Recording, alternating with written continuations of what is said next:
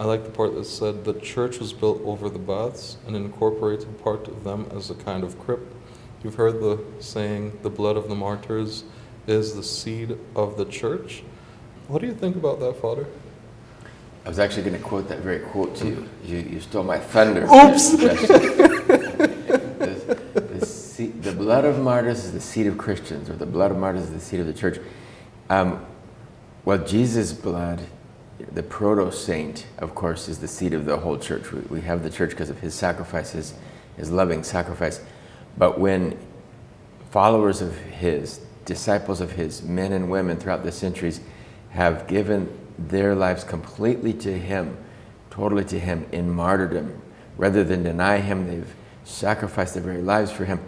That's the act of supreme love for God. And of course, that's going to be fruitful, and not only in a practical way, because people see that witness and they want to, and they're convinced that Jesus is real, because of the 12 apostles, for example, one of them betrayed Jesus. One of them, St. John, was exiled to Patmos, and he did not die a martyr's death.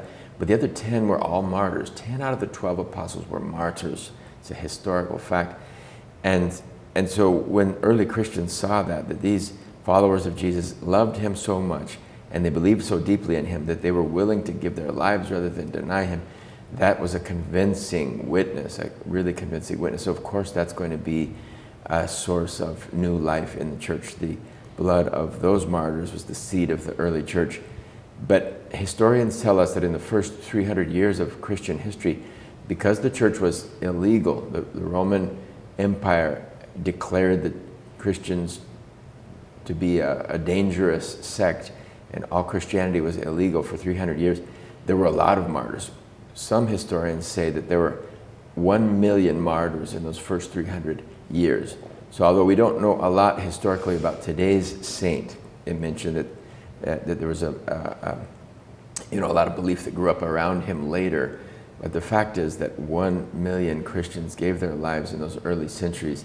And that's why the church spread like wildfire around the known world at that time, around the Mediterranean and then up into Northern Europe.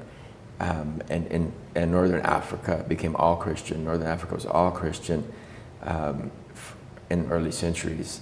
Not so today because of later historical events and the Muslims that went in and killed the Christians. But all around the Mediterranean and that so-called known world at that time, Christians, because of the loving, obedient sacrifice of those early martyrs. So praise God for that witness.